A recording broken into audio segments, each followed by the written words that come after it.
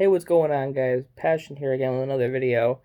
Uh, I just got through watching the Sony PlayStation 5 big reveal event that they did. And I know normally around this time is when I'd be cranking out E3 videos, and putting together all the reactions of everything going on. But of course, as everybody knows by now, E3 is not happening this year. So I can't do that.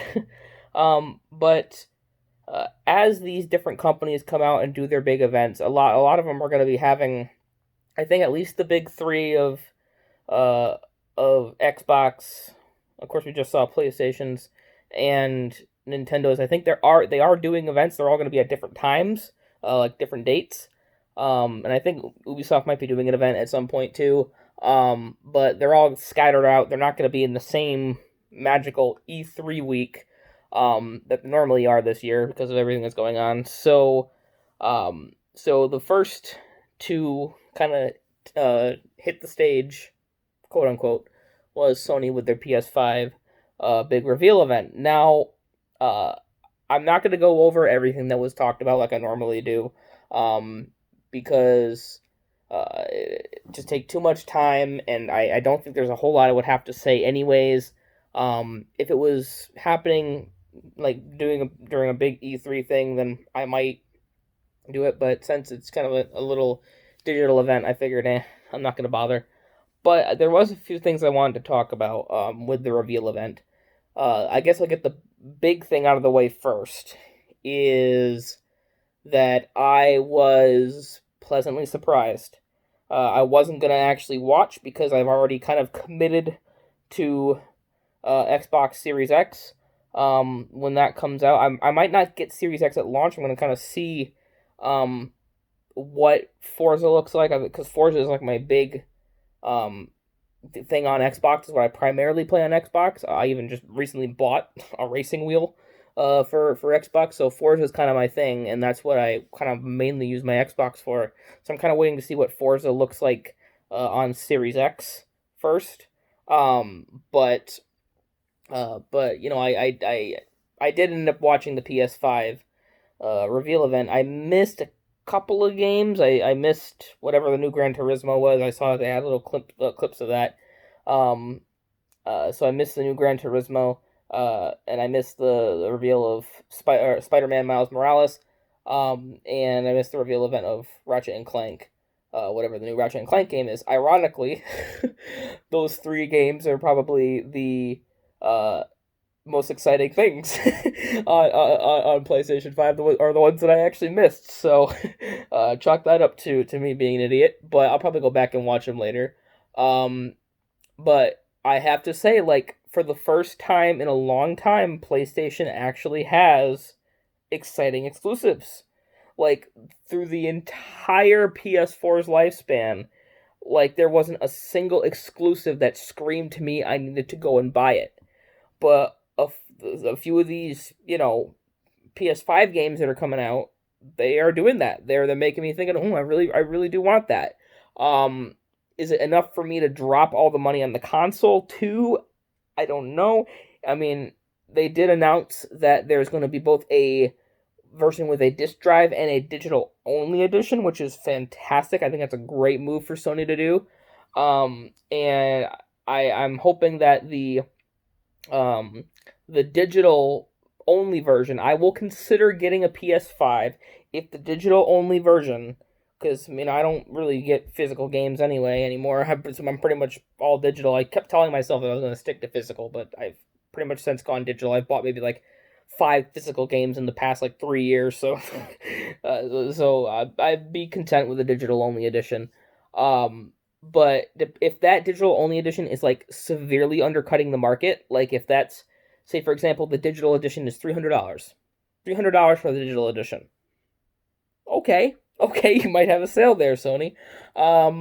If the digital edition, however, is just to kind of excuse the high price of the one with the disc drive in it, because I'm seeing this could go one of two ways. They could either use the digital edition to severely undercut the market and make it a really great entry point. Maybe like to have the price compete with the Switch. If they can compete with the price of the Nintendo Switch, then it's gonna be a really great option. Or they can make the PS5 something like $600, and then the digital only edition will just undercut that a little bit by going maybe like the normal price of like what you expect to be paying, like 500 or 450 or something like that. If that's the case, if they're only using the digital edition to undercut the main PS5, then I'm not gonna get it. But if the digital edition is kind of like a more budget oriented entry into the PS5, then I'll consider that a great stepping in point, um and I'll look into that, because though those games were really interesting. Those I mean, I missed Gran Turismo completely, but I did see little snippets of Ratchet and Clank and the new Spider-Man game, which, by the way, I think the original Spider-Man on PS4 um, was probably the best game that system had to offer. And by the time I got my hands on, by the time that game came out, I already got rid of my PS4, so I couldn't play it. But so I'm excited to see the new Spider-Man game and the new Ratchet and Clank, uh, and the new Gran Turismo. But I think the thing that was the most exciting for me out of the whole show was probably the gameplay footage from Ghostwire Tokyo. That surpassed my expectations for that game. I am super stoked for that. Good news is that's coming out multi-platform, so I can get that on whatever console it comes out on, or PC or whatever. Um, but I guess the new Horizon game is interesting. Um, yeah, I don't know if it's really on the top of my list. I'd say it's probably down near the bottom of the games that I thought were exciting. But it was good to see a new Horizon game, and the reveal of Resident Evil 8 was, really mind blowing. I thought for sure they were gonna make Resident Evil 4, um, before they made Resident Evil 8, and as a matter of fact, that's when I was watching the trailer, I called it, like, saying that's Resident Evil 4 remade. But nope, it's Resident Evil 8. But it looks like it's very heavily influenced by Resident Evil 4, which is good. To see them kind of coming back to that kind of style of Resident Evil. After the past few games have been such a big success, so it's kind of like they've taken the nostalgic feeling for the older games that they've been remaking, and also applying that nostalgia to the future, to the future of the Resident Evil series, which I think is a really smart thing for Capcom to do. So overall, yeah, this PlayStation presentation was better than last year. In my opinion, it was. I don't think I'd call it amazing, and we still have to see what Nintendo and Xbox and all the other companies bring to the table. I know IGN just did a. I didn't really catch all the reels from IGN's little event they did, but IGN held their own event where they announced some like indie games and stuff that were coming. But based on what we've seen of what's coming to the PS5, I think the Xbox and other shows are gonna be amazing too. I'm not gonna say that this was the best Sony conference ever, because there have definitely been way better ones.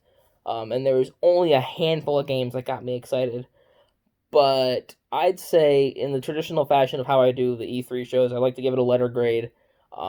And I think the letter grade for this show is probably going to be a B, which is much improved from the one times where I was giving it like a D or an F. But yeah, I'd say it was a B at least. Kind of like a B minus maybe. Obviously, my most anticipated game of the show was Ghostwire Tokyo. Really excited for that game. It's coming out next year.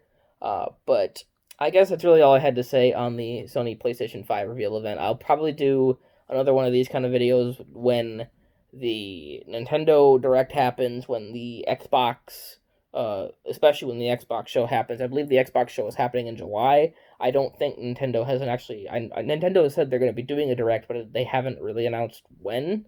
They just said sometime in the summer they're going to be doing a Direct. So So I'll make sure to give you guys my input on that when that happens, and if any of the other ones come up, I'll be sure to do a video on those too. But thank you guys so much for watching. I'll see you guys in the next video. Peace out.